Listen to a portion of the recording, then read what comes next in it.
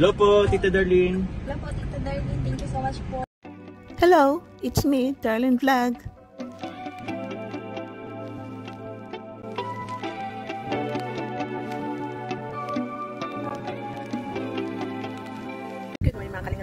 Good afternoon, Kachongkar. It's me, Darlene Vlog. So bago tayo magsimula naman ng ating reactions for today, shoutout mo natin siyempre si Pia Santos Matubang, si Ate Ina Vlogs, si Kalinga Prab, at ang presidente ng Karibab, Mirador, at si Kuya Noli. Huwag niyo pagkalimutan din si Jomar, si Carla, si Oyada TV, Kalinga Jose, at Kalinga Pleja. At siyempre huwag niyo kalimutan isali na rin si Darlene Vlog sa pag-like ninyo, pag-subscribe, at siyempre pag-hit ang notifications para makatanggap po kayo ng notifications every time na meron tayong live at vlogs. Thank you po. So dito tayo mga Kalinga Chongkar na parang maraming na-surprise ng isang araw dahil ito pala si Carla ay may kakaibang ugali na hindi niya pinapakita sa social media at naggugulat na lang tayo na siya pala ay matulungin talaga. Marami tayong narinig dati na marami siyang kamag-anak na tinutulungan mula nung malingap siya. Ano yung ginagawa niya, hanap buhay niya nung hindi pa siya scout, nagbibenta ng puto, mapagmahal na anak at sa kapatid. At ito nakaka-surprise po dahil yung classmate niya ata sa elementary high school, katabi pa daw niya ng upuan, no, ay isa ring teacher ay na-surprise dahil mayroong immersion sa school at siguro kailangan nila ng help. At nagulat na lang siya, minisig siya ni Carla para siya ang mag-sponsor ng school supply ng mga bata, itong mga pupils, at nagbigay siya ng 2,000 pesos. Po natin si Carla ay maroon na siyang channel, diba po? Dahil ginawan siya ni Kalinga Prab ng channel. At kung naalala po natin last year ay nag-feeding sila ni Kalinga Jomar doon sa Tarom. Napili ng Jomcar 18 na doon mag-feeding doon sa Tarom dahil siyempre pag tutulong tayo, yung sabi nila na pag mayroon tayong tutulungan, unahin natin yung loob ng pamamahay natin, kapitbahay natin, kamag-anak natin. So yung naisip ni Carla na siguro ang tutulungan is yung kabarangay niya yung sa Tarom. At dito pala si Carla is parang tahimik na lang, ano, charity vlogger na siya pero hindi niya magawa-gawa dahil yun nga po may school siya, college siya, first year high school, then schedule niya yung pag-vlog, hindi pwede na i-priority niya, singit-singit lang, so matagal na hindi siya nakapag-vlog pero yun, nagla-live lang siya paminsan-minsan pag may oras. At magulat na lang tayo na ito nga mayroong natulungan siya pero hindi siya nag-upload.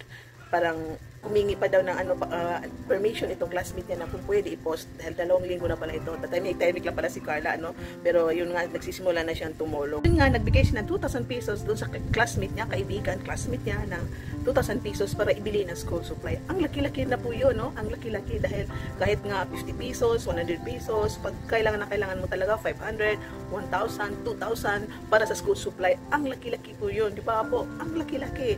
So nakakatuwa po, kahit gaano kalaki yung tinulong mo sa isang tao is galing sa puso mo, nakakatuwa po yun, di ba? Kung makalingap yung car, is hindi siya nag-vlog, hindi niya ni-upload, pero sa puso niya, sa sikreto ay tumutulong din po siya. So baka ito si Carla ay marami din siya na nabibigyan dahil yun nga, tahimik-tahimik lang.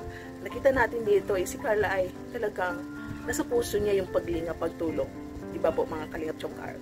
Napaisip ako ito si Carla siguro nung bata pa siya, elementary high school is, di ba po, dumaan siya sa kahirapan, ang mga papa niya ay pumupunta sa laot, pag masamang panahon hindi nakakalahot, tapos yung pag minsan alam po natin may problem ang papa niya at yung nanay niya is nandiyan lang sa bahay at alam po natin yung nakaraan ni Carla is nasa tabing dagat lang po sila, so di natin alam lahat ng buong detalye, kwento ng buhay niya nung kabataan niya, pero mapapaisip tayo yung kabataan na yung naghihirap pa tayo na yung nakakakain tayo minsan sa isang araw, 3 beses, ilang beses ba yan, anong mga ulam natin, mga simple lang yan, mga gulay yan, pero malusog pa rin, mas maganda ngayon yung mga gulay-gulay. Pero mapapaisip tayo mga sa school supply, yung siguro kung ano ba ang bag ni Carla nung siya elementary, ilan ba ang notebook niya, ilan ba ang lapis niya, ballpen niya, ilan ba yung school uniform niya, sapatos niya, kung naka-headband ba siya, di ba po? Pero siguro nung kabataan ni Carla, siguro napapaisip niya, pag ako magkaroon, tutulong ako dahil masakit pa lang ganito, no? Nakakalungkot pa lang ganitong buhay, pag ako mayroon tutulong ako, pag ako naging teacher, bibigyan ko ng papel yung mga estudyante, walang papel, di ba po? So, nakakatuwa po, masaya po na nakakatuwa. Alam natin ang daming natuwa, daming napaligaya ni Carla na kahit tahimik-tahimik lang siya is, yun nga, nagsisimula na siya tumulong. So ito si Carla, sa tingin ko, ano siya, maging successful siya na teacher while nagcha-charity vlogger din. May napanood ako dati na teacher siya, charity vlogger din siya. Paglabas niya ng school, yun nga sayang hindi ko na-share. Kasi sa kaka-school ko, hindi ko na napansin na wala bigla. Hindi katulad ng YouTube na makita mo yung na-view mo, yung history. Pero sa Facebook, duwan ko kung meron pa. Itong teacher na ito is, paglabas niya ng school, nasa-scout pa siya. Naglalakad, nagbibigay ng kung sino matutulungan sa school niya, tumutulong sa mga estudyante. Nakakatuwa po. So, sa tingin ko is ganito din si Carla, mga ka-chungkal kalingap. ito rin na nakakatuwa. Merong Rel, si Kuya Val, ito si Viancy at si Carla, ay siguro nag-collab sila, nag-join sila para tumulong sa Pampuhan High School. Alam po natin na ito si Viancy ay grade 12, mag-graduate na rin siya sa Pampuhan, at ito si Carla ay doon din nag-graduate sa Pampuhan. So ito ata yung table at saka sofa is idudunit nila ata doon sa school. Siguro yung teachers, faculty room, sa faculty room ata yan ba kung saan ba ibibigay. Na siguro kasi makita natin may plastic yung may plastic ang upuan, may nakabalot. So hindi ko pa napanood ang vlog ni Kalinga Val. So pero sa reels na makita natin na may vlog si Kuya Val dito sa sofa na ito na mayroon din daw bibigay rin si Kalinga Prab sa school na yan. So ito nga si Viancy din, wala siyang charity, wala siyang vlog, wala siyang channel, tumutulong na din. So itong batang ito, itong magkaibigan na ito na Kalingap Angel, taga Pambuan sila, dyan sila nag-aaral noon, at si Viancy mag-graduate, nakita nila ata yung situation ng kanilang faculty room, or sa principal office na merong, kasi bago bago, merong upuan, merong sofa, tapos nakabalot pa po na plastic, bago yan, hindi yan sikanahan. So yung puso ba yun, ma-feel natin yung, wow, ang mga bata nito, yung natulungan sila. Ngayon sila naman ang tumutulong sa school. Inuna nila ang school, di ba po? So baka ilang araw itong mga batang ito ay magdodonate sila kung ang program sa school. Dahil mga bata pa yan sila, nag-aaral pa yan sila.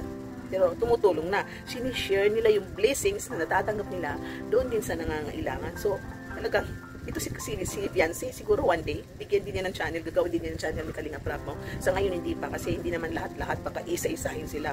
So itong mga ka-Chungkar, supportahan natin si Kuya Val, dahil yung hadikain ng Kalingap, siyang ama ng Kalingap, siya nagsimula ng pag-charity, sundan ni Kalinga Prab, at ibang mga charity vlogger. Ngayon, ang mga Kalingap Angels ay nagiging charity vlogger na sila, tumutulong na nila sa kapwa nila. Ito, patunay ng mga batang ito is talaga, nakuha nila yung puso ng pagtulong sa Kalingap, at nakita natin yung result ng paglingap sa kanila. Binigyan sila ng magandang buhay. Sinishare nila yung magandang buhay sa kanilang kapwa, sa kanilang kababayan, sa kanilang kabarangay, kaparyo. So, di ba po? Nakakatuwa po. So, ito tayo, supporters tayo, manonood tayo. Sana ganun din tayo, kung anong kaya natin, kahit hindi kalakihan, yung galing sa puso natin, na nakakatulong din po, May bigay natin kay Kuya Val, kay Kalinga Prab, kay Chumar, kung sino bang charity vlogger na tinutulungan natin. Kasi minsan hindi palakihan hindi palakihan ng maibibigay natin yung galing sa puso natin. So, minsan, ganun din kung wala tayong maibigay sa Kalingap. Minsan, kung may daanan tayo na kahit walang camera, kasi wala tayong mga channel, yung iba dyan. So, siguro makita natin yung mga tatay dyan na naglalakad, na makita natin na, kasi minsan yung nanglilimos is, mapapasabi ka minsan, ano bang gagawin niya sa pera ito? Yung mayroon tayong tutulungan, hindi siya naglimos, kasi yung hindi naglimos, makita natin, hindi siya naglilimos, talagang masipag siya, deserve niya tulungan. Pero minsan yung naglilimos, sila yung naghihingi, minsan sila pa yung magdududa tayo, ano ba ito, bibili ba ito ng sigarilyo, bibili na alak o drugs ba? Pero yung naglalakad, nagbibinta, na nakita ninyo na ang hirap-hirap ng buhay nila, naglalakad na ulang tsinelas, may bitbit na mga prutas, nagpapadyak na matanda na, ganun po. So kahit wala tayong maitulong sa Kalingap, kasi yung nahiya tayo sa maliit na alaga, iabot sa Kalingap, pwede natin gawin yan sa ating baryo, sa ating barangay, sa ating kapitbahay na kahit hindi tayo nakikita, kahit hindi natin sila kilala, dahil nga po, natutuwa yung Panginoon at yung puso natin, ang saya pong tumulong, ang saya-saya, nakakagaan ng puso, na naglalakad ka, nakangiti yung puso mo, na napangiti mo yung tao na tinulungan mo. Di ba po mga Kalingap, mga ka-Chungkar? Ako, ganun din ako, pero kasi hindi ako charity vlogger.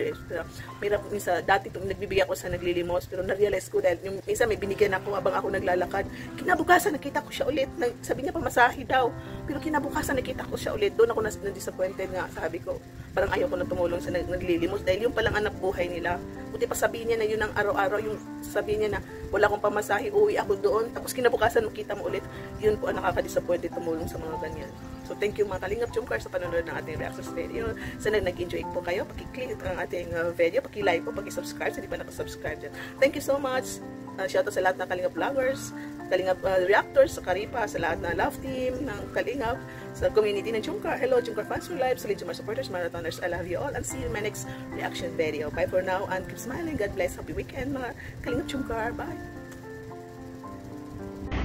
Ayan po, mayroon tayong di-deliver na lamisa sa sofa. Bigay nila Viancy at Carla sa school. Ano school nyo, Carla? Ano? Yung Pambuhan yan? Pambuhan High School? Yan. Bigay po nila yan mga Kalingap sa school nila ni Viancy at saka ni Carla. Ito po yung ano. Dahil ito ngayon doon. Grabe, no? Kalian Mga natin. ganyang estudyante po sa school. Napakabait. At siyempre po may tulong din po si Kalinga Prab, cash incentive. At ito po muna ang idalhin ngayon, mga kaibigan, doon sa school nila Carla sa Pambuhan High School. Ayan, nasakay na po ito. Nasakay na. Sige tayo magkalo dito. Sina? Yan po. Pupunta ngayon po sa Pambuhan High School. Mga kalingap, mga kaibigan.